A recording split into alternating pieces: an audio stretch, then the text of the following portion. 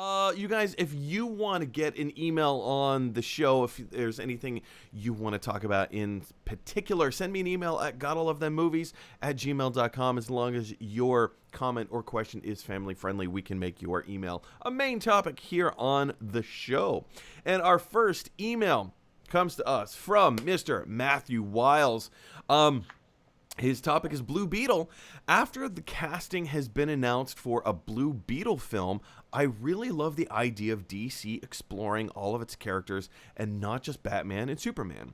We don't need another linked universe like Marvel. A new DC hero can be a franchise in itself. And what Matthew Wiles is talking about here is there is, hold on, where did my tabs go? So Cobra Kai star Zolo Meridiana, Dania? I think it's Meridiana. Zolo Meridiana has been cast in the role of Blue Beetle for an upcoming Blue Beetle movie for DC and Warner Brothers and all that. Kind of takes place in I don't want to say it takes place in the same universe as like the Justice League and the Flash and Batman and all that stuff, but one of the great strengths of DC right now is that they're starting to figure out that not all of their movies, not all of their properties need to be connected in the same way that Marvel is connecting theirs.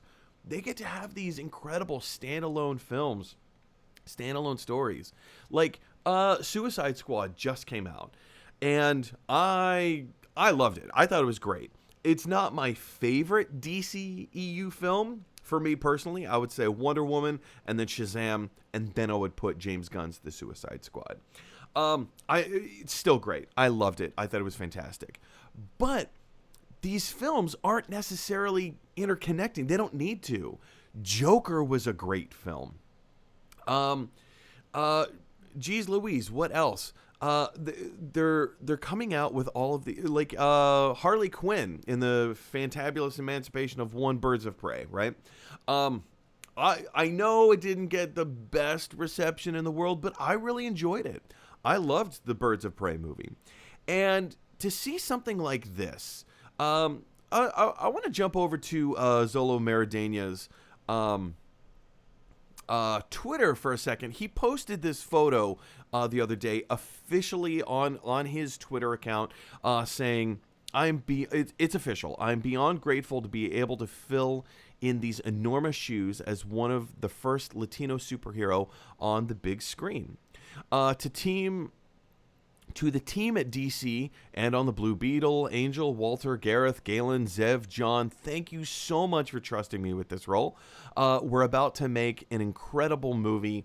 Also, huge congrats to Leslie on being cast as Batwoman. Let's go out and support these movies. This movie is going to be for the world. I'm a superhero. What the heck? And that comes directly from Zolo Meridiana's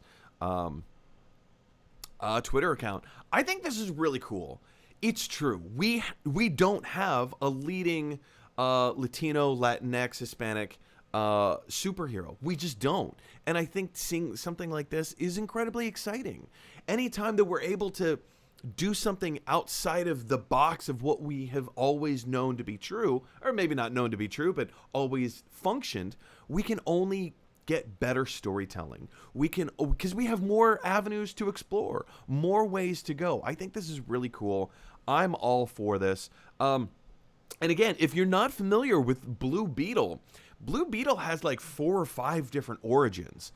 So this particular origin, it definitely looks like they're going with either Jamie Reyes or Jaime Reyes, however you pronounce it. They're definitely going with the Jaime Reyes version of the character of Blue Beetle, and how he just kind of correct me if I'm wrong, Mike. I don't know if you're all that familiar with DC Comics and the Blue Beetle, but I believe he came into possession of like an ancient scarab that had like certain mystical powers, and there was came into possession of his brother, and he took it from his brother because these ninja warriors were trying to get it from him, and the scarab attach itself to his spine, and now he just like this kind of like Iron Man style suit kind of comes out of his spine whenever he needs it, and it's kind of like controlled in his cerebellum.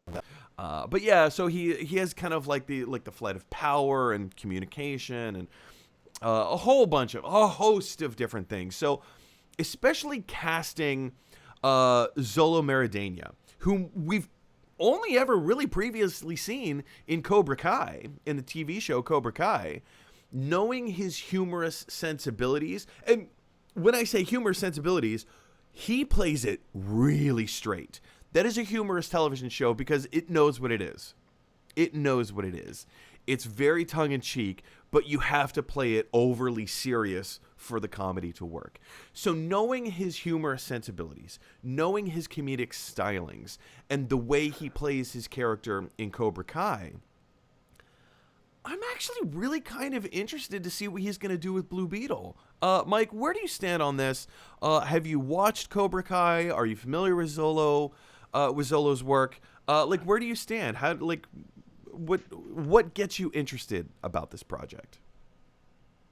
Yeah, I was hoping you'd cover that because what's nice about kind of these films, DC. Blue Beetle, not very well known. I didn't know much about him. I had to do some research. Thanks for filling us in, Mike, on who Blue Beetle is. But they're taking these minor characters and turning them into movies. It's like, okay, Blue Beetle, that looks interesting. But then reading about he being cast, it's like, okay, I can get behind this. Can we just talk about Cobra Kai? Have you seen it, Mike? Oh my dear heavens, have I seen it. I love that show.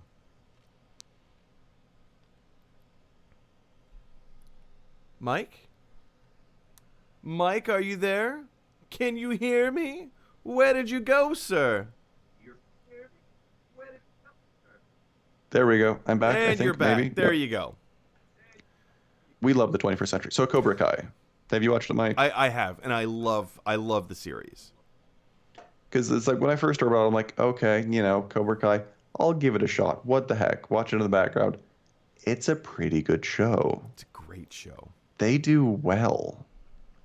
And like his character, he does it well with the acting and the portrayal and just the intense things and the lighter things and everything like that. And what's really nice about he being cast as the Blue Beetle, his martial arts background, Yes.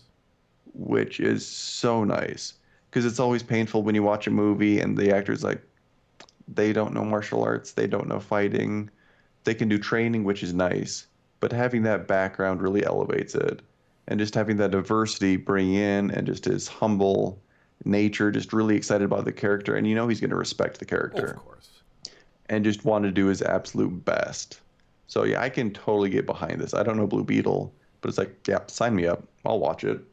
This looks good stuff. This strikes me very similar, or rather in a very similar fashion of when Tom Holland was cast to be Spider-Man. Do you remember that video that he did? He did like this weird, crazy half-turn backflip in his backyard, and that kind of went viral. And everybody saw this and went, hang on a second. He can actually do his own stunt work and be Spider-Man. This is incredible. Like Tom Holland can do a standing backflip. No problem. That's super impressive, especially for an actor playing Spider-Man, essentially. So yeah, to your point, Mike, to see Zolo Meridiana being able to do his own martial arts work,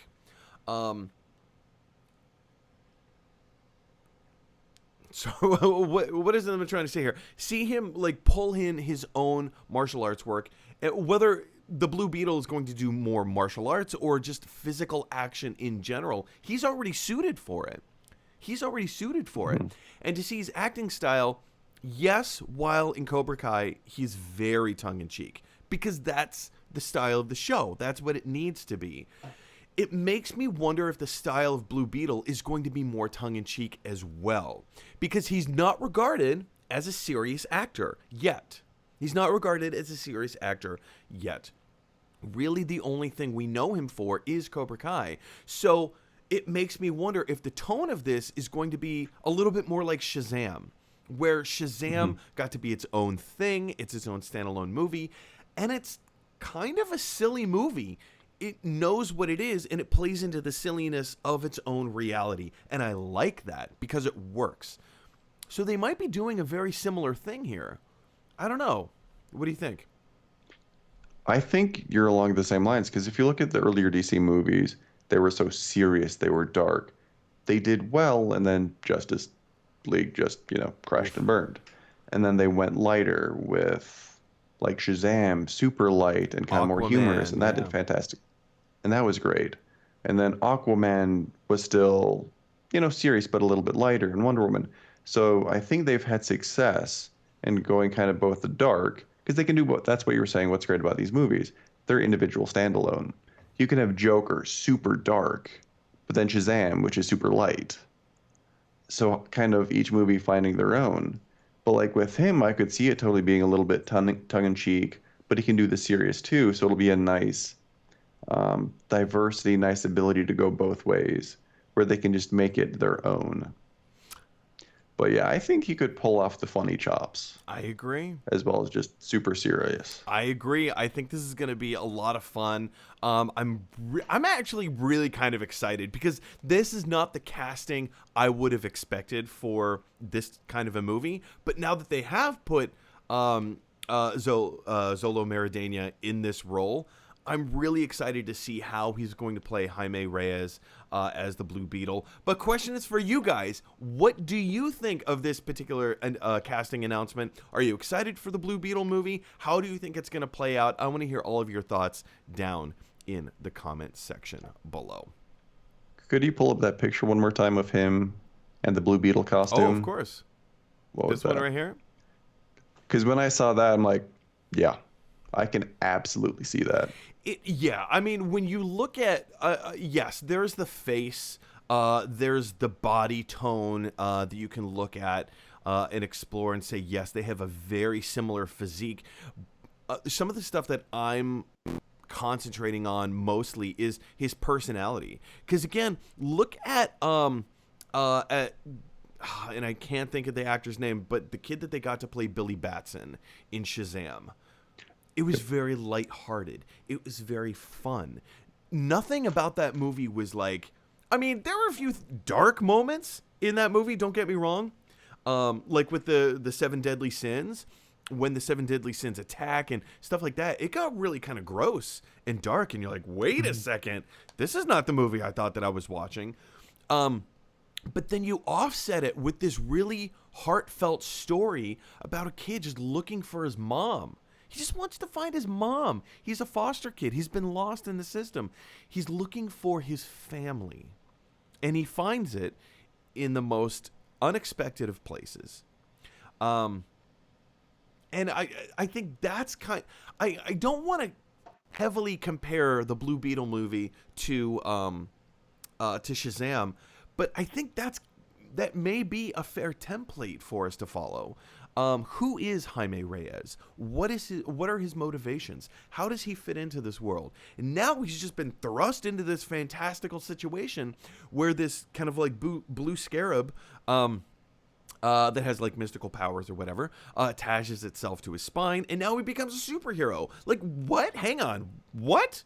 So there are some similarities there to compare and contrast against Shazam. So I am really interested to see mostly the tone of how they're going to play this.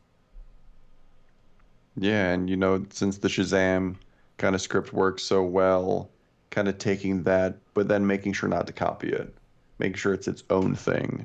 Because that's always annoying when you get a movie that's just a copy paste of another movie. Oh, that's terrible. I agree. It happens too often. Hey, everybody. Thanks for watching. If you like this video, click like. If you really like this video, click subscribe. And if you really, really like this video, click share. Because that is exactly what Scrooge McDuck would want you to do. DuckTales, woo!